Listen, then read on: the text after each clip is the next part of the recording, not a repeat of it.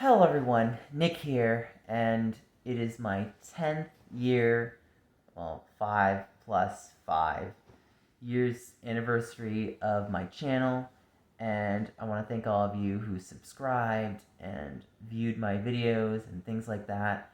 You know, it's really weird to look back 10 years ago because I had a much different perception of where my channel would have been 10 years ago.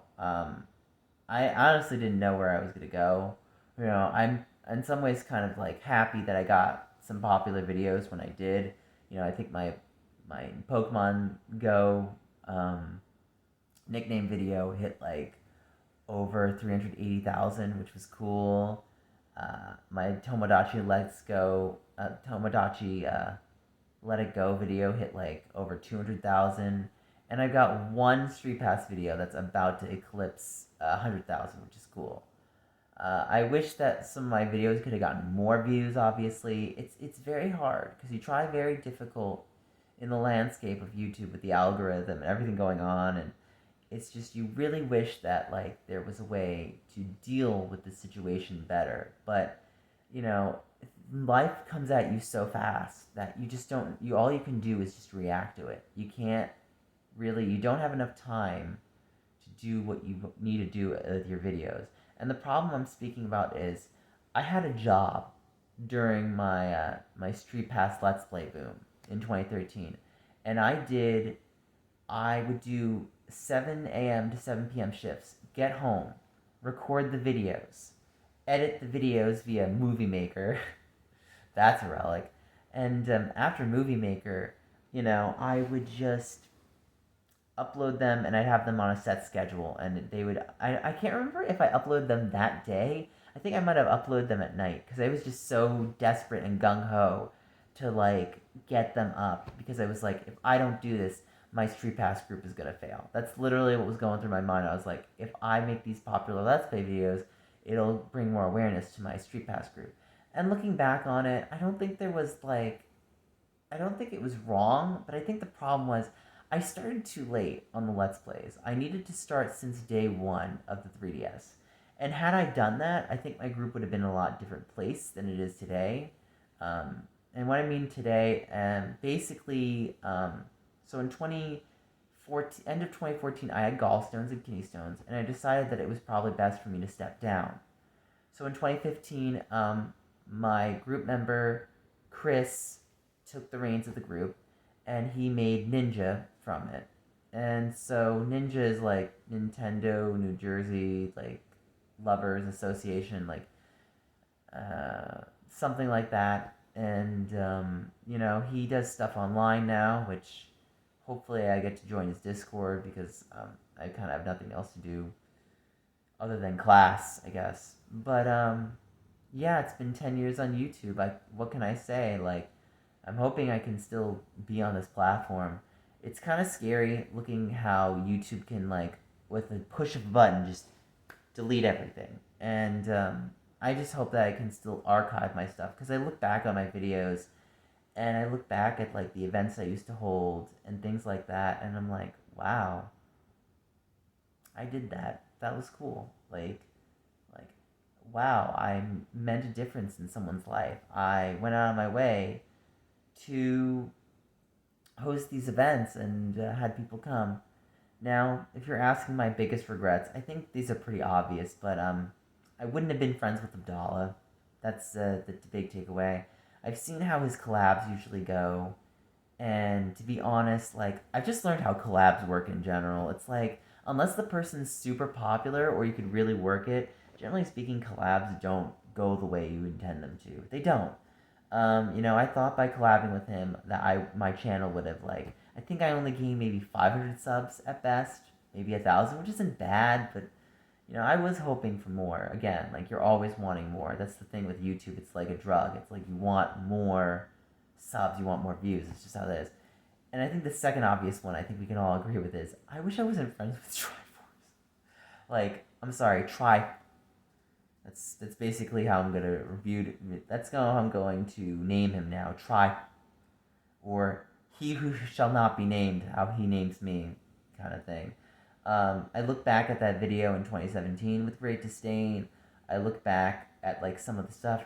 I am glad that I got paid back. Like that is the biggest thing I take away from that situation. It's kind of sad how you still played victim in the whole situation. It's like, dude, just shut the up and pay me back. Like, just what the hell? So, even despite with all the copa and everything, and my hand's getting tired. So even despite all of those changes, my channel's still around.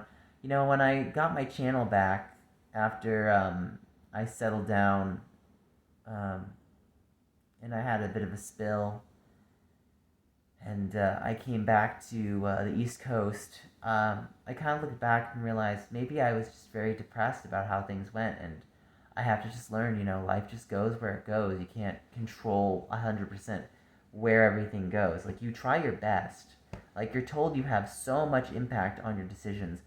And in reality, it's like there's some truth in that, but there's also some falseness in that. And you have to kind of realize that, you know, you have to go with the flow some of the time. It can suck. It can feel like you wish that your journey could be better. You wish that you could do better things. You were like, I wish I could have done that at that age, or I wish I could have done that at this age. But it's like, you know what? If you're still going like me and you're still doing things 10 years later, that's an achievement because there are people that drop off. You know, after that 2017 drama, I thought it was going to drop off, but I still stuck on and I still kept moving forward. And there's nothing that's going to stop me from doing YouTube videos, unless, of course, like some random chance of fate, like YouTube decides that my channel is deemed unnecessary. Um, I mean, I do my best to keep my channel as appropriate as possible as far as what content I produce. I follow their rules as best as I can. I feel like even when you try to follow their rules, they're gonna make something up and be like, "Well, you didn't do that correctly," and it's like, "What, huh?" And you're just like, just, especially with the whole COPPA thing coming out in 2019, that was just weird. Um, I kind of always used my channel originally as more of a general audience's channel. Wasn't really like made specifically to be like, hi, like for kids. And granted, like I knew that like being a Nintendo person, you kind of assume that your audience is going to be more so the younger crowd. Unfortunately, there's nothing you can do to control that, and unfortunately, you know, I just look back on myself and I'm like, yeah, I get why some people would probably say mean things about me or do say a lot of things about me, but it's like, I'm a human being, man. Like, I can only do so much with my channel and how I conduct myself online, and at the end of the day, I'm just one person. I'm not freaking like army, and I did my best with my Street Pass group. I mean, if you looked at my events, you saw like someone who genuinely was passionate about what they believed in and what they wanted to do and how they wanted to conduct the channel. So, yeah, this is my 10-year anniversary thank you video for being on this platform. I really wish one day I could hit 100,000 subs, maybe. I don't know. I feel like I'm just gonna make this joke, even though if YouTube like tries to swat it down, but like I feel like even if Chugga Conroy, PewDiePie, and Markiplier had an orgy on my channel, I doubt that it would even get 100,000 subs because it's hard to say what is the formula of success on this platform. It really is. Like you could be a popular day one Let's Player till the cows come home, and unfortunately, it's like, well, I'm not gonna say his name, but you already know who I'm gonna talk about. But I said him earlier. But you could be a day one Let's Player, but lack personality and just not be like the person that you say you are, and it shows. It really does. Because in a way, views do kind of tell you they're a metric that tells you how well something does, but it also doesn't show the metric of how much passion you put in your content. And I really wish that like there was a better way that like YouTube could kind of gauge that, because I do think that part of the problem with the view system is it definitely creates insecurity. I have to say that. Like when you look at the numbers, it can definitely make you feel very insecure about yourself and how you stack up against others.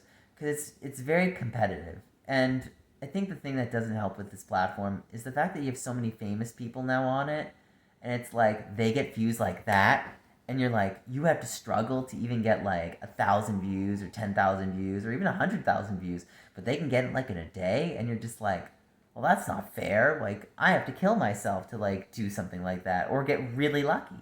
That's the only way. So yeah, it definitely feels like a guessing game half the time on this platform as to what will do well, what won't do well. And, I've met some pretty amazing people. I've also lost friendships along the way, but I've still maintained some of them, which is great.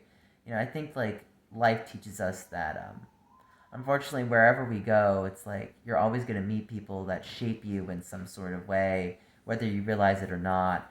And that ultimately it's how you decide to move forward is what is going to change you as a person rather than who you meet specifically, because you could meet a million people, but it's like how you decide to interact with them is it's all on you. So anyway, I want to thank you all for watching. Thank you for this video. Let's see, people I want to thank my parents because they birthed me. I want to thank my brothers and sisters. Even though my twin brother is kind of a jerk half the time. Sorry, Bobby, I have to say that. He does mean well, and even if again he's a jerk because you are. Um, Sorry, Bobby, it's true. Uh, what else? I want to thank Tipster for helping me get money back in 2014 from what's his face, who I will not say his name as much anymore because I'm moving forward. I want to thank Keemstar for doing that. If he ever came across my video, there's no, he's outside. I want to thank Chris from my Street Pass Princeton group. I guess I could thank the One Share twins, even though I'm not crazy about it. Sorry, guys, I really am not. But like, I'll be honest, like, I don't know. I have mixed feelings about you guys, but I'm glad that you came to the group events when you did. That was good. I guess I thank Neil Ronahan for coming to groups. That was cool. He's from Nintendo. There's a lot of good people. I can also say who I don't want to thank, but I'm not going to say that. I'm just rather be more thankful than not thankful. So anyway, guys, thank you for watching. Like, comment, subscribe, and yeah, hopefully I'll be back longer on this platform. I'll be on this. I don't mean back. I mean I'll be on this platform for quite a while. But I am moving forward. I'm taking my life in a bit of a different direction. I'm not thinking I'm gonna have a YouTube career at this point, because unless some random chance fate, but I doubt it at this point. I'm going back to school. I'm pursuing a master's degree, so I'm taking my bachelor's and building on it, and I think it's probably the best thing I can do right now. There's not much else I can do in life at 33, unless I get some magical, crazy change of fate. 2010 was definitely a year of opportunity, and I look back and I'm like, I could have done things a lot better, but you're 20 years old, and you don't really know what's going on in life, and you can hit it big at that age, or you can't. And regardless of if you hit it big or not, life still keeps trucking forward, and you still have to keep moving forward, regardless of where you're at or where you are in general. But anyway, I want to thank all the viewers. I want to thank my friend Michael. I want to thank Simon. I want to thank Herbert for helping me. Let's see, other people I can thank. My ex-boyfriend JM was pretty amazing. My roommate Stan's pretty amazing. So many people I can thank. People that helped me go back to school. Yeah, they're pretty amazing people. I never really knew I wanted to go back until I started going back and started doing classes again, and I started feeling better about myself. So that's pretty cool. Um, uh, I'm trying to think what else. Who else am I trying to thank? I want to thank us, mainly specifically, I want to thank you, the viewer. I want to thank you guys for watching my content. So hopefully things keep going. And please like, comment, subscribe, and I'll be back for more videos. So thank you for 10 years.